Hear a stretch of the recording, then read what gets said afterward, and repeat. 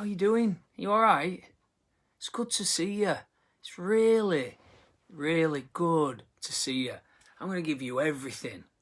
I'm going to give you everything I've got. I'm going to be literally space for you to be exactly who you want to be.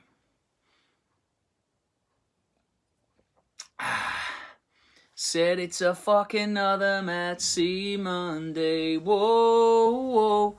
I wish it was Sunday. Fucking Sunday. Okay, guys, so do you ever... Maybe this is just in my sphere of awareness, but you get a lot of... You've got to feel gratitude. You know, I just wish I'd have felt a little bit more gratitude, and I might have felt a little bit more happy, and gratitude is the key to happiness, and gratitude this and that and all that bollocks, right?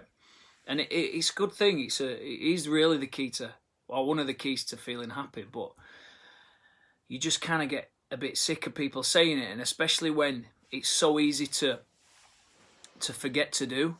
It's so easy to sort of slip into, you know, sometimes feeling a bit sad and taking things for granted. You know, we've got all this stuff.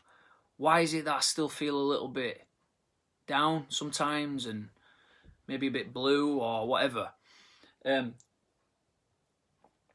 I need this today, man. Bit of a South African. But it's important, I think, that we understand first how we think. And if we can understand how we think, it makes things a lot easier. It allows us to be a lot easier on ourselves. Because the more you understand about yourself, the more you're like, oh, fucking hell, it's just that. That's all it is. It's just one of them things. Rather than making it all about you, me. Maybe I'm just so miserable. Maybe I'm just pessimistic. Maybe I'm just that way out. Maybe it's all me. You think about it's all me, and the truth is it's all of us.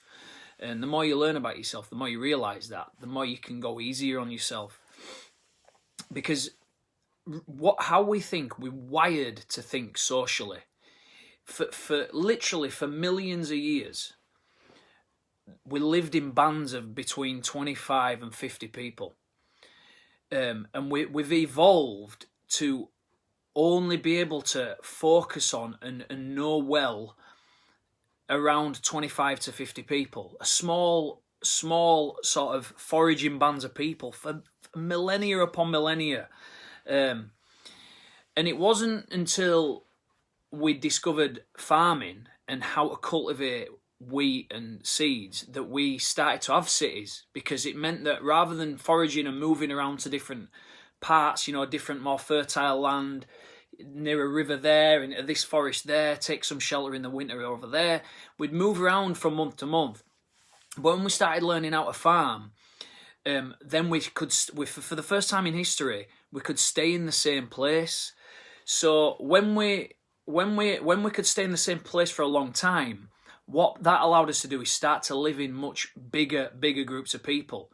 So we started to develop cities. First cities being, we all know the Egyptians, but you know, we're talking a few thousand years ago. And in the grand scheme of things, sapiens, me and you, we're talking 3 million years of evolution minimum since we were a different species before this. So a few thousand years of living in cities, you can understand why our brains are always wired for this particular moment. You know, we're living in metropolises, but we can't think about more than 20 people at once.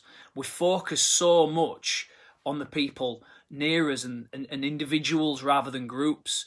And it is a little bit of a thought experiment. So think about this. This is a little thought experiment they do in psychology. So imagine you're driving along in a car, little kid chases a ball out into the road. Now you have a choice to make. Do you hit the little kid or do you hit the group of people at the other side of the road? You have a choice to make. Now that choice, if you had to make that choice, is a difficult choice to make. But really, if you think about it, you need to be hitting the little kid, because then you're saving more lives by not hitting the group, okay? So you're sacrificing one to save many. but we can only usually focus on one person and one individual and one name and one face at a time. This is how sapiens like us are wired to think. It's totally normal. Another example, if one of our close neighbours or friends' kid's really sick, for example, when listen, Caroline, just come on, let me have my moment. I'll talk to you about it later on, okay? I'll tell you about it all evening after I've finished on this this live with everyone else.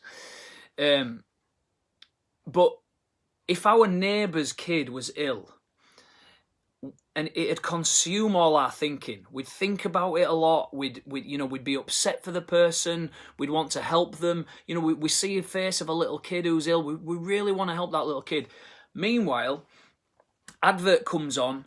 War Child or Red Cross, donate £10 and save 15 people's lives, but because they're in Sudan, we just turn TV over. Beep. We're not interested in saving multiple people's lives. We're interested in individuals. We always think small and think about small amounts of people in one go. So what's all this got to do with gratitude? Well, we always focus on who we're associating with, rather than ourselves and what we've got. We're not wired to think about everything we've got and all the abundant things that we've been given. We're wired to think about the people around us. We're wired to want to look after them, but we're wired to want to think about whether they're going to do anything to us as well. This is literally how we're wired. So it's normal to stop appreciating what you actually have because you're so focused on other people. It's normal. It's think of it like a bug in our system. A little bit like we don't need our appendixes anymore. We don't have a use for our appendixes anymore. That's an ancient tool, I believe, for filtering out. I can't remember why we use as appendix. There's a reason why we use as appendixes. We don't need them anymore because of the sanitation that goes into cleaning our food and salt prepping our food and all this stuff. Anyway, it's a bug in our system, and there's we literally just compare. We always will and always have done compared. Billionaires. There's billionaires that are unhappy because they don't feel like they've got as happy a family or health as what they could have. They're genuinely unhappy people. They're billionaires. They can do whatever they want, but they're unhappy. There's millionaires that think that financially they're not doing that well because the people that they're associating with are billionaires. We all of us fall into that trap. And the key thing for us all to remember to do is just accept that it's just a human trait, it's human nature, and to not beat ourselves up about it. That's all it is. There's another thing that we think about. It's called the optimist gap. And when in a lot of universities, in the science and psychology departments, they do a lot of testing on the students because they're a captive audience. They can always test large amounts of people at university. And the optimist gap is that as individuals, we always think that we're going to be okay. So if I was to ask you, is your life going to be better in 5 years? Most people say, yeah, my life's going to be better in 5 years. But if you ask them, do you think that society is going to be better in 5 years? They say, no. So we're wired to think that we're going to be okay, but typically things are looking pretty shit, and we're always wanting to find what's wrong because it's a safety mechanism within our brain. But it's important. So what we have to do to get around these things, or get around the optimist gap, get around the fact that we're wired to think about other people all the time and not ourselves, is start to try to make it a habit. So how do you make it a habit? You've just got to figure a way out of being intentional.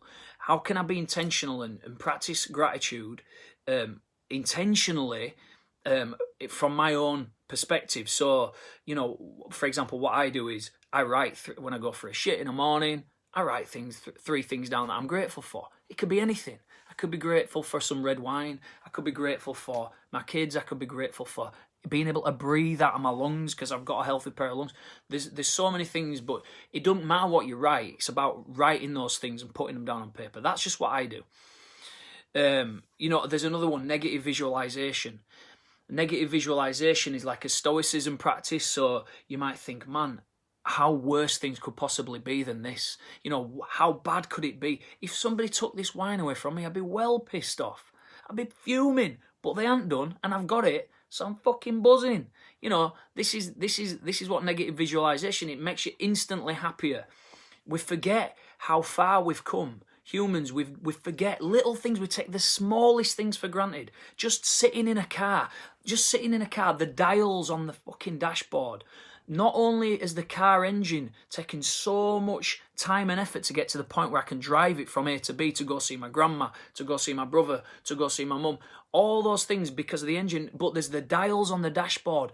Even the dials took a load of engineering. This glass, somebody had to figure this shit out. Somebody's had to make it. Somebody's had to painstakingly learn how to melt it and bend it and all this stuff, and I don't even realise all the work's gone into that.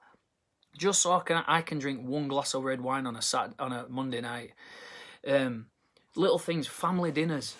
We can eat a chicken, we can eat broccoli, we can eat vegetables from different countries we would never have had access to. There's so many things to be grateful for, and we just sometimes forget because we're so wired to focus on the people around us because we were evolved to be in small bands of people.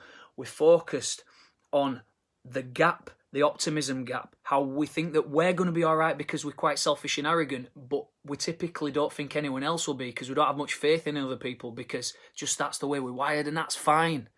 So if you ever beat yourself up about not feeling as gracious for things and feeling a little bit blue, it's absolutely okay because it's human, it's normal. And you know what? We all feel that sometimes. So guys, thanks for watching. I love you, and I'll see you later on. Bye.